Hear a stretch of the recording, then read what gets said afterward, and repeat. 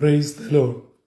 ജീവജലം എന്ന പ്രതിദിന വാഗ്ദത്ത വചനത്തിലേക്ക് എല്ലാ ദൈവമക്കൾക്കും വേഗം വരുന്നവനായ യേശുക്രിസ്തുവിൻ്റെ അതിപരിശുദ്ധ നാമത്തിൽ സ്നേഹ വന്ദനം.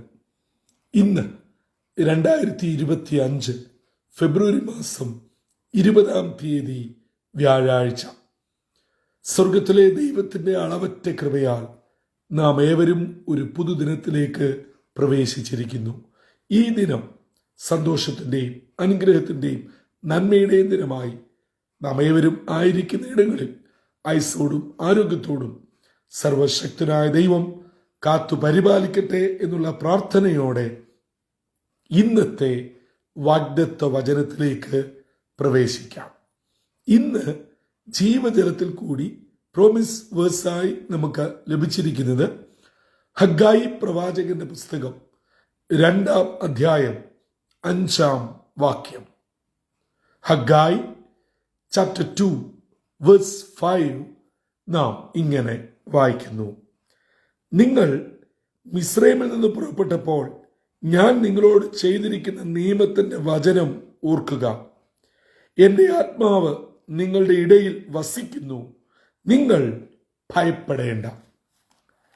ചെറിയ പ്രവാചകന്മാരിൽ ധന്യമായ പ്രവാചക ശുശ്രൂഷ ചെയ്ത ഹഗ്ഗായി പ്രവാചകൻ പ്രവാസത്തിൽ നിന്നും മടങ്ങി വന്ന ദൈവജനത്തിന്റെ ഇടയിൽ തന്നെ ഏൽപ്പിച്ച പ്രവചന ശുശ്രൂഷ മുഖം നോക്കാതെ നിവർത്തിക്കുകയാണ്. ദേശാധിപതി അഥവാ ഗവർണറായി പ്രവർത്തിക്കുന്ന സെരുബാബേൽ, മഹാപുരോഹിതനായി പ്രവർത്തിക്കുന്ന യോശുവ, ഇവരോട് വലിയ ചോദ്യത്തോടു കൂടിയാണ് ഹഗ്ഗായി പ്രവചനം ആരംഭിക്കുന്നത്. ദൈവത്തിന്റെ ആലയം ഇടിഞ്ഞു പൊളിഞ്ഞു കിടക്കുമ്പോൾ നിങ്ങൾക്ക് തട്ടിട്ട വീടുകളിൽ പാർക്കുവാൻ കാലമായോ? ദൈവാലയം നശിപ്പിക്കപ്പെട്ട് കിടക്കുമ്പോൾ സ്വന്തം കാര്യം നോക്കി അതിൽ മുഴുകി നിങ്ങൾക്ക് എങ്ങനെ ജീവിക്കുവാൻ കഴിയും? ചുരുക്കത്തിൽ നിങ്ങളെ ദൈവം മടക്കി വരുത്തിയിരിക്കുന്നു. ആത്മീയ കാര്യത്തിന്, ദൈവിക കാര്യത്തിന് മുൻതൂക്കം കൊടുക്കണം. അല്ലാതെ നിങ്ങളിനി എത്ര അധ്വാനിച്ചാലും ഓട്ടസഞ്ചിയിൽ കൂലിക്കാരൻ തന്റെ കൂലിയിടുന്നത് പോലാണ്.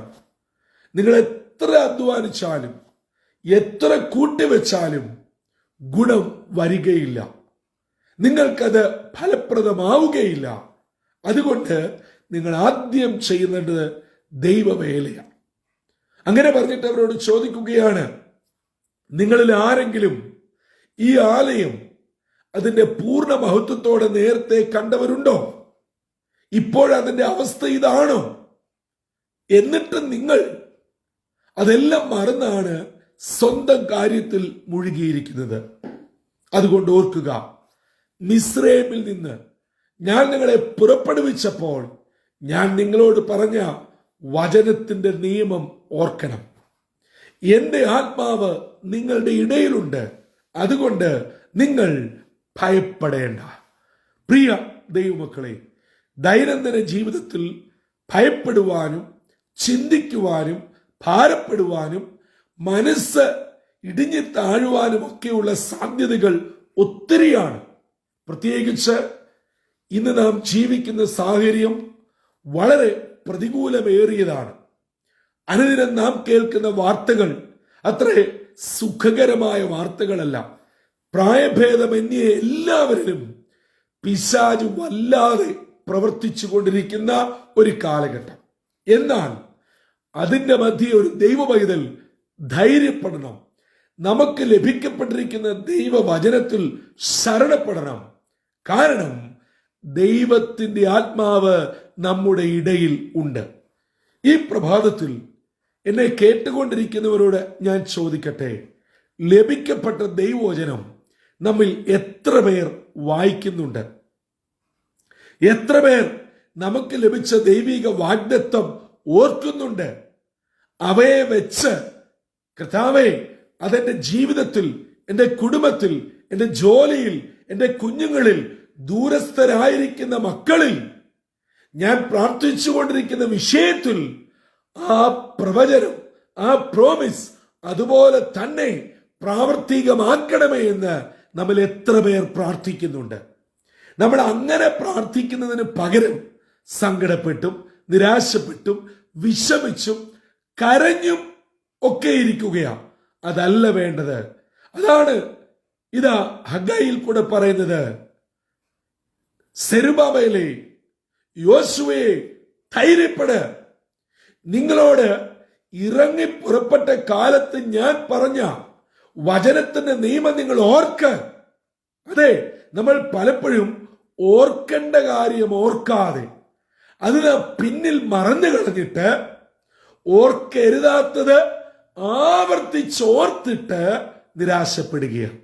ഇതല്ലേ ശരിക്കും നമുക്ക് സംഭവിച്ചുകൊണ്ടിരിക്കുന്നത്. അതുകൊണ്ട് ഓർക്കുക, ദൈവത്തിന്റെ ആത്മാവ് നമ്മുടെ ഇടയിലുണ്ട്. അതുകൊണ്ട് പറയുന്നു, നിങ്ങൾ ഭയപ്പെടേണ്ട. ഇന്ന് ചില വാർത്തകൾ കേട്ട് ഭയത്തോടെയാണോ നിങ്ങൾ ഉണർന്നിരിക്കുന്നത്? ഒരുപക്ഷെ മക്കളുടെ ഒരു ഫോൺ കോൾ ആയിരിക്കാം, വിദൂരത്തായിരിക്കുന്ന ഭർത്താവിന്റെയോ ഭാര്യയുടെയോ പേരൻസിന്റെയോ ഒരു ഫോൺ കോൾ ആയിരിക്കാം. അല്ല, ഹോസ്പിറ്റലിൽ നിന്ന് കേൾക്കുന്ന ഒരു വാർത്തയായിരിക്കാം, ജോലിസ്ഥാനത്തു നിന്നും ആയിരിക്കാം. നിങ്ങൾ വളരെ പ്രാർത്ഥനയോടെ വിടുതലിന് വേണ്ടി കാത്തിരുന്ന നിയമകാര്യത്തിൽ നിങ്ങളുടെ ലീഗൽ അഡ്വൈസറിന്റെ ഒരു ഫോൺ കോൾ ആയിരിക്കാം. നമ്മളെ നിരാശപ്പെടുത്തുന്നതും വേദനിപ്പിക്കുന്നതും നമ്മുടെ പ്രതീക്ഷയ്ക്ക് വിപരീതമായ ഒരു വിവരമായിരിക്കാം കൈമാറുന്നത്. എന്നാൽ അത് കേട്ട് തകർന്നു പോകാതെ, പിന്മാറാതെ, നിരാശപ്പെടാതെ, കർത്താവേ, ഈ അവസ്ഥയ്ക്ക് മാറ്റം വരുത്തുവാൻ അങ്ങേക്ക് കഴിയും, കാരണം അങ്ങയുടെ ആത്മാവ് ഞങ്ങളുടെ ഇടയിൽ വസിക്കുന്നു. അവിടുന്ന് ഞങ്ങളോട് പറഞ്ഞതാണ്, ഭയപ്പെടേണ്ട. അതെ, ഞങ്ങളത് ഏറ്റെടുക്കുന്നു.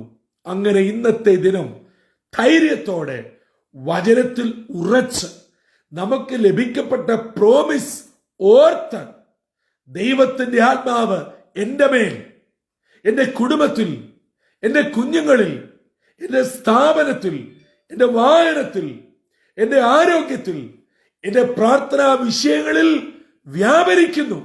അതെ, ദൈവത്തിന്റെ ആത്മാവ് വ്യാപരിക്കുമ്പോൾ ദുഷ്ടന്റെ ശക്തി ക്ഷയിച്ച് നമ്മെ വിട്ട് ഓടിപ്പോകും. അങ്ങനെ നാം ധൈര്യപ്പെട്ട് ഇന്നത്തെ ദിനത്തിലേക്ക് ഇറങ്ങിത്തിരിക്കുക. ദൈവജനമേ, ഓർക്കേണ്ട ഒരു കാര്യം കൂടെ ഈ ഭാഗത്തുണ്ട്. ഹഗ്ഗായി പ്രവാചകൻ ദൈവത്തിന്റെ അരുളപ്പാട് ലഭിച്ച് മറച്ചുവെക്കാതെ അന്നത്തെ രാഷ്ട്രീയ നേതാവായ ഗവർണറായ സെരുബാബേലിനോടും അതിനെക്കാട്ടിൽ ശക്തമായ പ്രാധാന്യമുള്ള മഹാപുരോഹിതനായ യോശുവയോടും ചോദ്യം ചെയ്ത് ശക്തമായ ദൂത് പറഞ്ഞപ്പോൾ അവർ രണ്ടുപേരും കൂടെ ചേർന്ന് ഈ ദൈവദാസനെ ഇല്ലാതാക്കുകയോ വകവരുത്തുകയോ, ചോദിച്ച ചോദ്യം ഇനി ആവർത്തിക്കാതെ വണ്ണം അദ്ദേഹത്തെ നിഷ്കരണം കൊന്നൊടുക്കുകയോ അല്ല ചെയ്തത്, മറിച്ച് ആ ചോദ്യം അവർ ഏറ്റെടുത്തു. അവർ ദൈവസന്നിധിയിൽ വിനയപ്പെട്ടു. നിങ്ങളോട് പറഞ്ഞ വചനം ഓർക്കണമെന്ന് പറഞ്ഞപ്പോൾ അവർ മറന്നുപോയത്, വിട്ടുപോയത് അവർ ഓർത്തു, അവരത് പാലിച്ചു, അവർ മടങ്ങി വന്നു. അങ്ങനെയെങ്കിൽ ഇന്നത്തെ ഈ വാഗ്ദത്ത വചനം എനിക്ക് നിങ്ങൾക്കും മടങ്ങി വരവിനുള്ള സന്ദേശമാവട്ടെ. ഒരുപക്ഷെ കഴിഞ്ഞ നാളുകളിൽ നാം ഒത്തിരി പ്രാർത്ഥിച്ചവരും ഓടിയവരും അധ്വാനിച്ചവരുമാണ്. ഒരു പ്രത്യേക സാഹചര്യത്തിൽ നാം നിരാശപ്പെട്ട് പിന്മാറിപ്പോയോ? എവിടെയാണ് നമ്മുടെ പ്രാർത്ഥന നിന്നുപോയത്? വചനപഠനം നിന്നുപോയത്? നമ്മളെ പിന്നോട്ട് വലിച്ച ദുഷ്ടശക്തി എന്താണ്, ഏതാണ്, എവിടെയാണ്? തിരിച്ചറിയുക, അതിനോട് വിട പറയുക, മറിച്ച് നമ്മോട് പറഞ്ഞ വചനം ഓർക്കുക. ദൈവത്തിന്റെ ആത്മാവ് നമുക്കിടയിൽ വസിക്കുന്നു. പ്രിയമുള്ളവരെ, ഇതിനപ്പുറത്തൊരു അഷുറൻസ് എന്താണ് വേണ്ടത്? ഇന്ന് നിങ്ങൾ ഭാരപ്പെടുന്ന വിഷയത്തിന്മേൽ ദൈവത്തിന്റെ ആത്മാവ് വ്യാപരിക്കുന്നു. അങ്ങനെ വിശ്വസിക്കാമോ? യെസ്, അങ്ങനെ വിശ്വസിക്കണം. നിങ്ങൾ അങ്ങനെ നിങ്ങളുടെ കരമുയർത്തി പ്രാർത്ഥിക്കണം. കർത്താവേ, എന്നിൽ നിന്നും വിദൂരത്തായിരിക്കുന്ന എന്റെ മകൻ, എന്റെ മകൾ, എന്റെ ഭർത്താവ്, എന്റെ ഭാര്യ, എന്റെ സഹോദരങ്ങൾ, എന്റെ ജോലി സ്ഥാപനം, എന്റെ വിഷയങ്ങൾ, ഞാൻ ഹോസ്പിറ്റൽ സംബന്ധമായി വെയിറ്റ് ചെയ്യുന്ന റിപ്പോർട്ടുകൾ, അതിന്മേൽ ദൈവത്തിന്റെ ആത്മാവ് വ്യാപരിക്കണം. ഭയപ്പെടേണ്ട എന്ന് പറഞ്ഞ ദൈവിക വചനം അതുപോലെ അതിന്മേൽ ഇടപെട്ട് ഒരു സന്തോഷത്തിന്റെ വാർത്ത എനിക്കിന്ന് നൽകി തരണം. അങ്ങനെയുള്ള സമർപ്പണത്തോടും പ്രാർത്ഥനയോടും ഇന്നത്തെ ദിനം നമുക്ക് ആരംഭിക്കാം. അതെ, ഈ വലിയ വിടുതൽ ഇസ്രായേൽ ജനം ഏറ്റെടുക്കുവാനിടയായി തീർത്തക്കവണ്ണം അവർ മടങ്ങി വന്നു, സമർപ്പിച്ചു, ദൈവസന്നിധിയിൽ യഥാസ്ഥാനപ്പെട്ടു. അങ്ങനെയെങ്കിൽ നിശ്ചയമായും നമുക്ക് ഓരോരുത്തർക്കും വിടുതലുണ്ട്.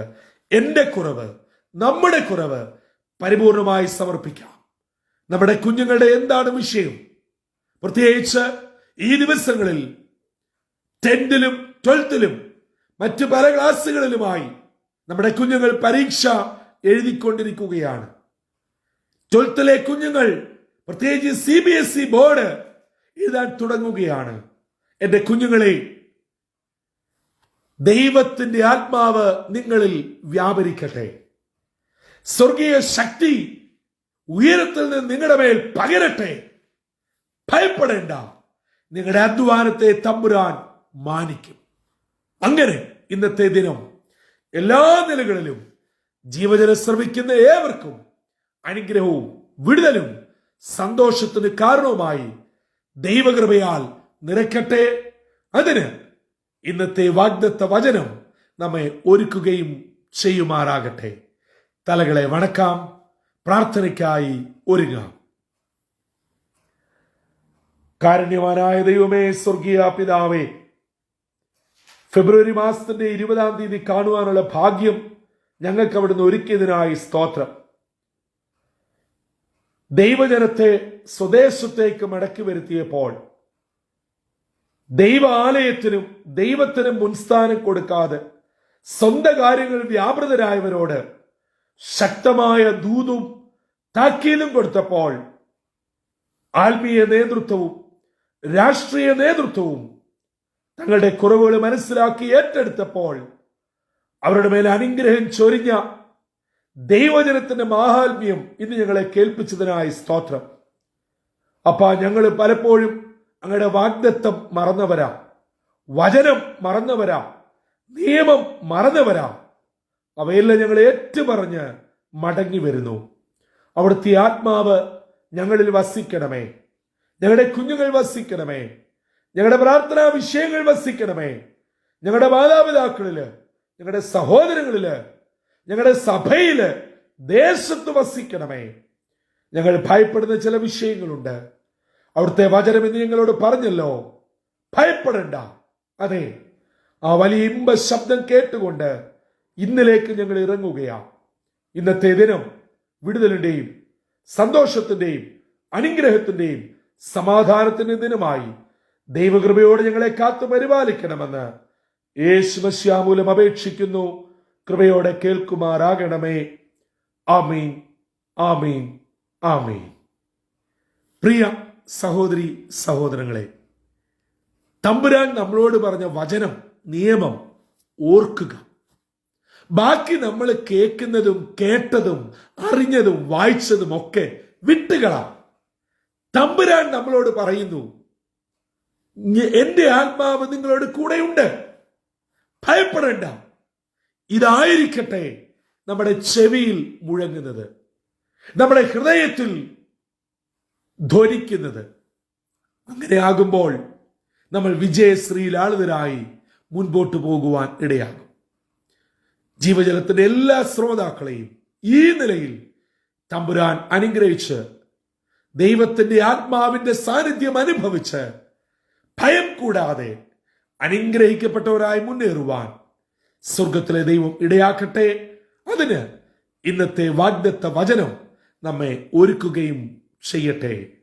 കർത്താവിന്റെ ശ്രേഷ്ഠമേറിയ മുന്തിരിത്തോട്ടത്തിൽ നിന്നും brother Santhosh Kodukulanji. God blesses all.